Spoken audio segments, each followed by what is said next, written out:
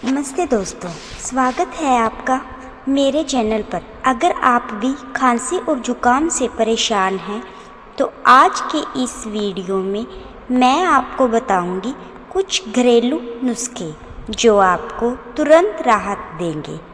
सबसे पहला नुस्खा है हल्दी और शहद का। 1 चम्मच हल्दी, 1 चम्मच शहद और आधे कप गर्म पानी में मिलाकर पिएं। यह आपको तुरंत गले की सूजन और खांसी से राहत देगा। दूसरा उपाय है अदरक और तुलसी का। अदरक को छोटे टुकड़ों में काटकर उसमें तुलसी के पत्ते डालकर उबालें। इस पानी को दिन में 2 से 3 बार पीने से जुकाम में जल्दी आराम मिलता है। तीसरा घरेलू उपाय है तुलसी और लौंग।